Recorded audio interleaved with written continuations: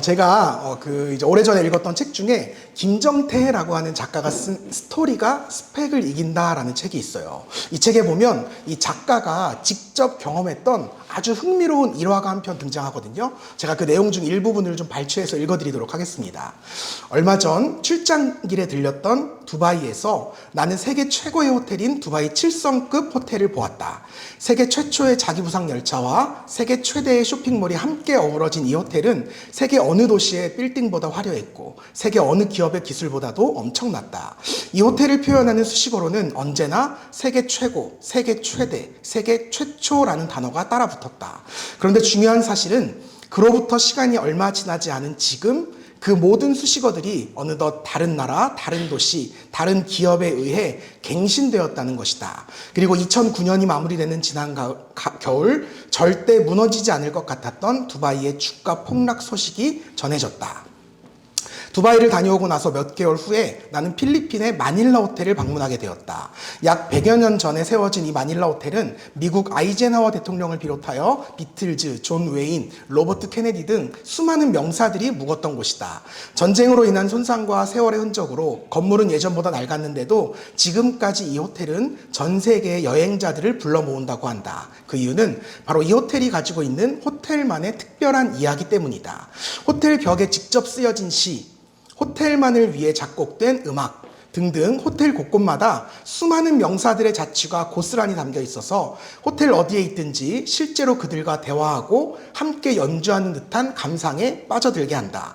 무엇보다 필리핀의 원주민들이 자신들의 민족 의상을 입은 채 호텔에서 일을 하고 있는데 그들을 만나고 이야기하는 것만으로도 필리핀이 어떤 나라인지를 뚜렷하게 알 수 있게 된다. 이는 다른 그 어떤 최상급 호텔에서도 누릴 수 없는 이 호텔만의 특별한 매력이다. 만약 당신이라면 화려한 스펙을 앞세운 두바이의 7성급 호텔과 자신만의 스토리가 담긴 필리핀의 마닐라 호텔, 이 두 호텔 중 어느 곳으로 당신의 발걸음을 향하겠는가? 오늘도 많은 이들이 두바이 호텔에서의 그 대단한 기억보다 마닐라 호텔에서의 소중한 추억을 택하고 있다. 실제로 두바이 호텔의 재방문율은 10% 남짓이지만 마닐라 호텔의 재방문율은 무려 90%가 넘는다. 기억하라. 스토리가 스펙을 이긴다. 유일한 것은 언제나 최고의 것을 이긴다. 제가 이 글을 읽으면서 굉장히 인상이 깊었어요. 여러분들은 이 글을 보시면서 어떤 생각이 드시나요? 저는 어쩌면 오늘 우리 교회의 발걸음은 어느 곳을 향하고 있는가라는 생각이 들더라고요. 여전히 최고, 최대라는 목표를 향해서 스펙 쌓기에 열중인 교회인가? 아니면 그 모든 스펙마저 뛰어넘는 우리만의 고유한 스토리를 쌓아가고 있는가? 우리는 최고를 꿈꾸는가? 아니면 유일함을 꿈꾸는가? 스펙인가? 스토리인가? 교회 창립 1주년을 맞이하는 이 시점에 우리가 정말 진지하게 고민해 보아야 할 아주 중요한 문제라는 생각이 들었습니다. 저는 바로 이런 관점으로 오늘 우리에게 주어진 말씀을 함께 살펴보려고 하는데요. 저는 이제 지난 사순절 기간 동안에 계속해서 이제 사복음서 말씀을 묵상하다가 이제 지난주일 부활절을 기점으로 사도행전으로 이렇게 통독이 넘어왔습니다. 근데 제가 유독 이 말씀을 읽으면서요, 오늘 우리가 읽은 이 사도행전 3장의 말씀이 계속 제 마음에 남는 거예요.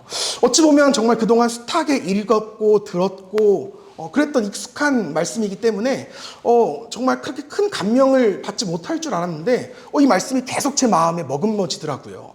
왜 이렇게 이 말씀이 나에게 깊은 인상을 남겼을까? 그 이유가 앞선 2장의 말씀 때문에 그렇거든요. 이 앞선 사도행전 2장의 내용은 정말 성령 충만함을 입은 주님의 제자들이요, 세상 속에 나아가서 담대히 복음을 전파하는 그런 내용을 담고 있습니다. 그러자 놀랍게도 수많은 사람들이 회심하고요, 회개하고요, 주님께로 돌아오는 역사가 나타나기 시작해요. 나아가 그들 가운데 무려 3,000명이라고 하는 사람들이요, 그 즉시 회심하고 그들의 공동체로 인해서, 그들의 모임으로 인해서 이 땅의 첫 번째 교회인 예루살렘 교회가 세워지게 됩니다. 아마도 교회 역사상 이보다 더 어메이징한 순간이 있었을까 싶습니다. 그런데 당시에요, 이런 엄청난 역사를 직접 경험했던 제자들의 기분이 어땠을까? 이런 생각이 들더라고요. 이런 표현이 조금 그렇지만 정말 기분이 째지지 않았을까요? 너무 기분 좋았을 것 같아요. 특별히 베드로는요, 내 설교 한 편, 아마 목회자들은 공감하실 것 같아요. 내 설교 한 번에 무려 3,000명의 사람들이 뒤집어지는 역사가 내 눈앞에서 드러난 거예요. 이런 모습을 지켜보는 이 베드로의 심경이 어땠을까요? 막 아드레날린이 막 폭발하면서 정말 이제 하늘을 날아가는 그런 기분을 느끼지 않았을까요? 여러분, 여기까지가 사도행전 2장에 기록된 말씀의 그 줄거리입니다. 자, 그럼 이제 사도행전 3장으로 넘어오잖아요. 그럼 이제 어떤 이야기가 나와야 돼요? 흐름상 당연히 교회가 탄생했으니까 교회가 무섭도록 부흥하고 성장하는 이야기가 뒤따라야 되잖아요. 그게 정말 교회를 통해 세상이 뒤집어지는 역사가 나와야 정말 흐름상 자연스러운 스토리잖아요. 근데 예루살렘 교회 탄생이라고 하는 그 엄청난 사건 직후에 등장하는 이야기가 무엇이냐? 오늘 우리가 함께 읽은 말씀. 그저 베드로와 요한이 나면서 걷지 못하게 된 그 장애인 한 사람을 고쳐주는 이야기. 이런 이야기가 나온다는 거예요. 제가 그동안 사도행전 말씀을 정말 숱하게 읽어오면서도 이번만큼 이 본문 말씀이 궁금했던 적이 없었던 것 같아요. 아니, 의아하게 여겨졌다는 표현이 맞는 것 같아요. 왜냐하면 아무리 성경을 2장, 3장 이렇게 계속 이렇게 뒤적여 보아도요, 고작 이런 이야기가 나올 타이밍이 아니라는 거죠. 이게 물 들어올 때 노져온다고요. 한창 지금 교회 자랑하고 교회 얘기에도 모자를 파네.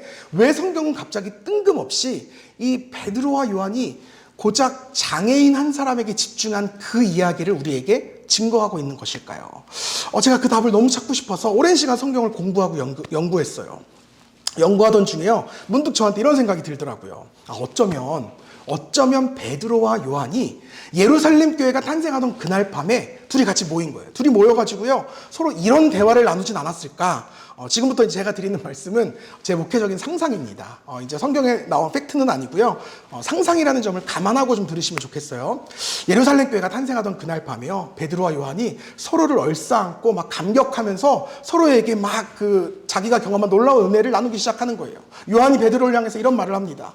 야, 베드로 자네 아까 진짜 설교 죽여지던데? 야, 이거 아주 그냥 나는 뭐 일을 못하달린줄 알았어. 나는 뭐 예수님 다시 환생하신 줄 알았어. 이러면서 막 이야기를 하는 거예요. 칭찬을 하는 거예요. 정말 최고의 설교였어 라고 하는 그 말에요, 베드로가 이렇게 대답하는 거예요. 에이, 내가 뭐 한 게 있나. 다 성령께서 하신 거지. 그나저나 어찌됐건 간에 이제 교회가 세워졌으니 앞으로 할 일이 정말 많아지겠어. 자네 생각에는 이제 우리가 뭐부터 하면 좋겠나? 교회 조직을 먼저 세우는 게 맞나? 아니면 이렇게 몇천 명이 모일 수 있는 교회 건물을 좀 세워야 되나? 아니면 이게 아예 물 들어올 때 노저우라고 12제자 순번 정해가지고 노방전도 막 돌리고 선교팀 만들어서 지역마다 보내고 성도들 뭐 이렇게 성경 공부 제자 훈련 프로그램 돌리고 이런 것부터 시작해야 되나? 많이 고민을 하고 있었던 거죠. 그래서 요한이 대답해요. 그러게나 말이야. 정말 예수님은 뭐부터 하셨을까? 이 뭐부터 해야 예수님한테 우리가 정말 잘했다고 칭찬을 받을까? 이런 이야기를 하니까요, 베드로가 이런 이야기를 하는 거예요. 혹시 자네 그때 기억나나? 한창 예수님이 병 고치시고 막 설교하시고 막 기적 일으키니까 사람들이 막 몰려오셨잖아. 그때도 지금처럼 엄청 바빠서 우리 밥 먹을 시간도 없었잖아. 근데 그때 예수님이 뭐 하셨는지 자네 기억나? 갑자기 하시던 사역 다 접으시고는 우리 다 데리고 저 배다 건너서 배 타고 거라사까지 가셨잖아. 자네 기억나? 기억하지. 내가 어떻게 그 배를 잇겠나. 그때 우리 진짜 되질 뻔했잖아. 그때 건너가는데 막 광풍 불고 파도 치고 배 뒤집어지고 난리도 아니었잖아. 근데도 예수님은 자기 피곤하다고 혼자 누워서 주무시고 계시고, 우리가 막 살려달라고 깨우니까 예수님 일어나가지고 막 자기 자는 거 깨웠다고 화내면서 막 허공에다 대고 바람 너 불지 마 이씨, 파도 치지 마, 너 잠잠해 막 승질내가지고 우리 그때 예수님 어떻게 되신 거 아니야 진짜 걱정했잖아. 근데 너무 신기한 게 예수님이 꾸중하시니까 진짜 파도도 잠잠해지고 광풍도 멈췄잖아. 그때 우리끼리 이런 얘기 했잖아. 저 인간 진짜 정체가 뭐야? 진짜 저 인간 맞아? 이런 이야기 우리끼리 했던 거 기억나? 맞아. 우리 그때 진짜 개고생했지. 그렇게 개고생해서 그 거라사까지 갔으니까 아마 여기서도 예수님이 분명히 크게 한탕 해주실 거야. 크게 한몫 챙겨주실 거야. 우리가 그렇게 기대하고 거라사까지 갔잖아. 근데 우리 거라사까지 가서 뭐 하고 왔는지 기억나? 물론이지. 우리 거기 갔는데 그 무덤 살면서 쇠사슬 몸에 칭칭 감고 다니는 그 무지막지한 놈, 그 인간 만났잖아. 야, 그 인간 얼마나 힘세든지 그 귀신 이름이 군대라고 했었나? 그 군대 귀신 들린 그 사람이 막 예수님 앞에 나와가지고 우리 앞에 나와가지고 소리치고 막 난리쳤잖아. 근데 그때 예수님이 한번 딱 기도해 주시니까 그 귀신 싹 나가고 갑자기 일순간 언제 그랬냐는데 평온하게 우리 앞에 무릎 꿇고 앉아있던 그 사람 기억나? 난 지금 생각해도 너무 소름 돋아. 야, 정말 너무 대단한 거야. 이제 앞으로 어떤 사역이 시작될지 나 너무 기대가 됐잖아. 근데 더 반전은 예수님이 갑자기 그 사역 딱 끝내자마자, 그 한 사람 딱 고치자마자 바로 다시 우리 데리고 원래 있던 예루살렘으로 돌아왔잖아. 나 그때 진짜 깜짝 놀랐어. 기름값도 안 나오는 거 이거 왜 이렇게 와가지고 예수님 진짜 너무 이거 바보 아니야? 그런 생각이 들었다니까. 맞아 그랬었지. 근데 지금 생각해 보니까 그게 진짜 예수님의 목회셨던 것 같아. 한 사람을 위한 사랑, 아니 한 사람을 향한 집념, 그 집념, 딱 한 사람 살리자고 거기까지 가신 거 아니야. 아니 그때 예수님 그러신 거 생각하면 우리가 지금 막 성도 수 좀 늘었다고, 교회 막 세워졌다고 이러고 있을 때가 아닌 것 같아.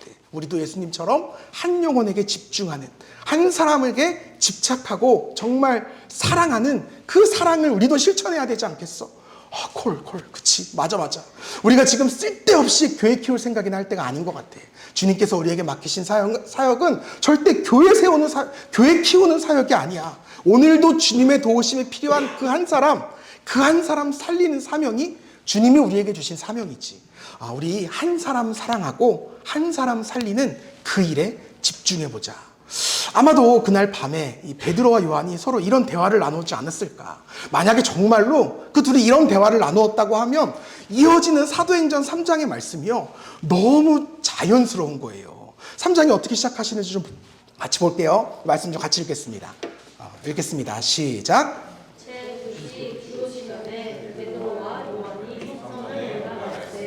네, 기도 시간에 성전에 올라갔다고 기록되어 있죠. 왜 올라갔다고요? 교회를 키우기 위해서 교회에 간 게 아니라 기도하기 위해서 교회로 갔다는 거예요. 그리고 그 가는 길에요, 정말 그 주님의 도우심이 필요한 한 사람을 만났고요, 그 사람의 이름을 예수의 이름으로 일으키고 살려내는 일을 이 둘이 행하게 됩니다. 여러분, 다시 말씀드리지만 그들은 결코 예수의 이름으로 다른 일들에 집중하지 않았어요. 예수의 이름이라고 하는 미명하에 결코 교회의 스펙을 쌓는 일에 열중하지 않았다는 겁니다. 예수님을 위한다는 핑계로 사람을 끌어모은 적이 없고요, 건물을 짓지도 않았어요. 그들은 다만 예수의 이름으로 오직 한 사람에게 집중했다는 거예요. 그들의 선택은 교회의 스펙을 쌓는 크고 대단했던 일이 아니라 도리어 날 때부터 걷지 못했던 이 한 사람, 이 장애인 한 사람을 예수의 이름으로 치료하는, 어찌 보면 아주 작고 작은 평범한 스토리를 써내려가는 그런 일을 감당했다는 겁니다. 스펙이 아닌 스토리. 초대교회가 집중했던 이 모든 사역과 목회의 방향은 바로 이 주님과의 스토리였다는 거예요. 세상 그 어떤 모임, 그 어떤 조직을 뛰어넘는 당대 최고의 공동체를 세우려고 했던 것이 아니라 교회가 아니고서는, 예수의 이름이 아니고서는 결코 만들어내지 못할 성도와 하나님과의 그 스토리, 교회와 하나님과의 그 아름다운 스토리, 이거를 써내려 갔다는 겁니다. 사랑하는 여러분, 저는 오랜 시간 이 말씀을 읽고 묵상하면서 하나님께서 오늘 창립 1주년을 맞이하는 우리들에게 주시는 그 거룩하고 위대한 사명이 여기에 있구나라는 확신이 들었습니다. 초대교회가 고민했던 그 수많은 문제들, 그 선택의 문제들, 이를테면 어떻게 하면 교회가 더 커질까? 어떻게 하면 우리 교회 더 유명해질까? 어떻게 하면 더 높아지고 부유해질 수 있을까? 이 고민은요, 오늘 우리에게도 동일하게 찾아오는 유혹의 그 선택입니다. 저 역시도요, 또 우리 역시도요, 이왕이면 우리 교회가 더 크고 더 유명한 교회가 되었으면 좋겠다, 이런 마음이 다 있기 때문에 그렇습니다. 하지만 그때마다 우리의 선택이 마치 초대교회가 그랬듯이, 베드로와 요한이 그랬듯이 스펙이 아니라 스토리였으면 좋겠습니다. 더 많은 성도, 더 좋은 건물, 더 부유한 재정을 추구하는 교회가 아니라 하나님의 도우심이 필요한 그 한 사람을 주목하고 그의 삶을 회복시키고 그를 살려내는 그런 아름다운 이야기에 집중하는 우리 교회가 되었으면 좋겠습니다. 최고가 아닌 유일한 교회, 우리 교회가 그런 교회가 되기를 주님의 이름으로 축복합니다. 그리하여 훗날 우리가 하나님 앞에 서게 됐을 때, 하나님 한번 보세요. 이 교회 보세요. 우리가 이렇게 사람도 건물도 재정도 아주 짱짱한 건물을, 짱짱한 교회를 세우고 왔습니다. 우리 교회가 한국 교회를 대표하는 한국 최고의 교회가 되었습니다. 이렇게 우리의 스펙으로 우리의 믿음과 우리의 신앙을 어필하는 그런 어리석고 불행한 교회로 남는 것이 아니라, 하나님, 우리가요, 그때 그 교회 앞에서 생활고로 신음하던 그 한 사람 도와줘서 살려냈어요. 우리가 그때 우리에게 큰 잘못을 저지르고 우리를 배신하고 떠나갔던 그 한 사람, 끝까지 그 사람을 위해서 기도하고 용서하고 사랑해서 결국 그 사람 다시 주님께로 이끌어냈어요. 그때 우리가 우리만 잘 살자고, 우리 호의호식하자고, 우리 곳간 딱 채워놓은 게 아니라 우리 통장 잔고 바닥 내가면서 이웃들을 위해서, 세상을 위해서 우리의 모든 것 다 베풀었어요. 만약 우리가 하나님 앞에서 이런 고백을 드릴 수 있다면 정말 비록 세상이 보기에는 조금 부족해 보일지 모르겠으나 적어도 하나님 나라에서만큼은 하나님 보시기에 가장 위대한 교회, 가장 모범적인 교회로 주님께 인정받고 칭찬받지 않겠습니까? 저는 우리 교회가 그러한 교회가 되기를 간절히 소망합니다. 사랑하는 여러분, 우리가 함께 꿈꾸십시다. 더 큰 교회가 아니라 한 사람을 살리는 교회, 더 유명한 교회가 아니라 한 영혼을 사랑하는 교회, 최고의 스펙을 갖춘 교회가 아니라 유일한 스토리를 써내려가는 그런 교회, 정말 세상의 인정과 사람의 인정이 아니라 하늘의 상급이 넘쳐나는 교회, 우리 사랑하는 교회가 그런 교회가 될 수 있기를 주님의 이름으로 축복합니다. 이제 말씀을 좀 맺으면서요, 그렇다면 하나님께서 우리 교회에게 주시는, 지금 오늘 주시는 그 위대한 사명은 무엇일까? 하나님께서 우리와 함께 써내려 가지고 하시는 그 아름다운 또 위대한 스토리는 어떤 스토리일까? 잠깐 좀 영상을 좀 보시겠습니다. 저희 교회의 비전은요, 딱 하나예요. 이 땅에 교회를 세우는 일입니다. 교회를 세우는 거예요. 각 지역마다 교회가 세워지면 그 교회 공동체들을 통해서 그 모든 곳 가운데 하나님의 나라가 세워질 것을 믿기 때문이에요. 그렇기 때문에 우리가요, 단순히 교회 건물을 짓고자 하지 않습니다. 세상 가운데, 그 지역 가운데 신실하고 건강한 교회 공동체를 세우고 싶은 거예요. 제가 개척을 하고 나니까요, 다시 한번 새삼 깨달은 사실이 있어요. 그것은 바로 건물이 교회를 세워가는 것이 아니라 사람이 교회를 세워간다는 사실이에요. 신실한 목회자 한 명이 바로 서잖아요. 그가 건강한 공동체를, 교회 공동체를 그 땅 가운데 세웁니다. 그렇기 때문에 우리가 하나의 건물을 짓는 것보다 한 명의 좋은 목회자를 세우는 것이 진정으로 교회를 세우는 일이겠구나 라는 사실을 깨닫게 되었어요. 그래서 한번 제가 계산을 해봤습니다.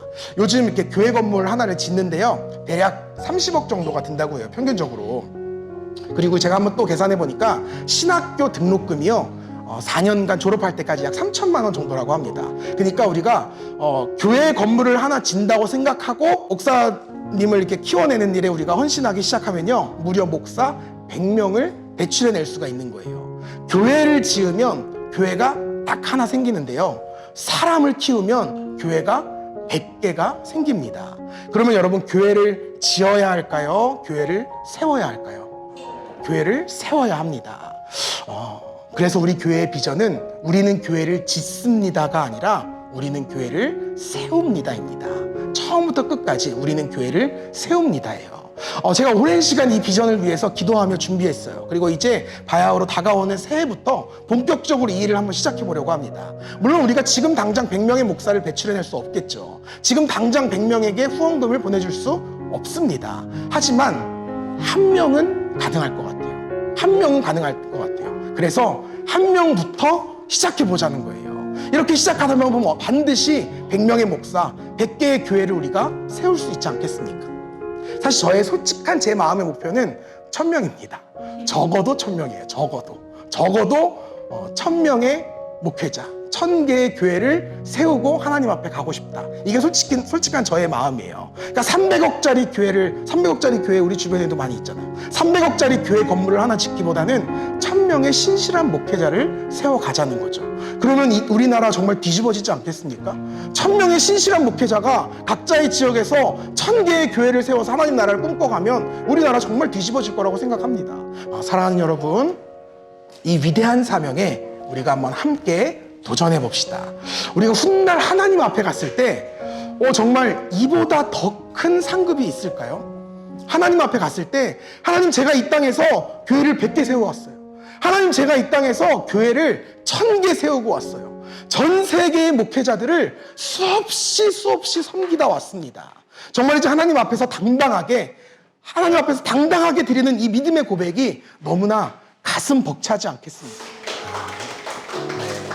사랑하는 성도 여러분, 교회 창립 1주년을 맞이하는 이 시간에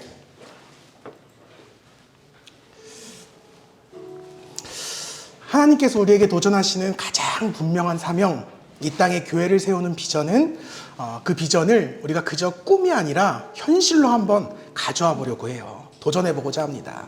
앞서 보았던 영상이요, 저희 교회 이제 얼마 전이죠. 송구영신 예배 때 함께 나누었던 설교 말씀입니다. 당시 주님의 부르심을 받아서 이렇게 첫 도전을 시작할 때만 해도요. 그저 한 명의 장학생을 정말 섬길 수 있을까라는 반신반의한 믿음으로 시작을 했어요. 근데 하나님께서 정말 은혜를 주셔서요. 오늘 이렇게 총 4분의 좋은 목회자를 저희가 섬길 수 있게 되었습니다.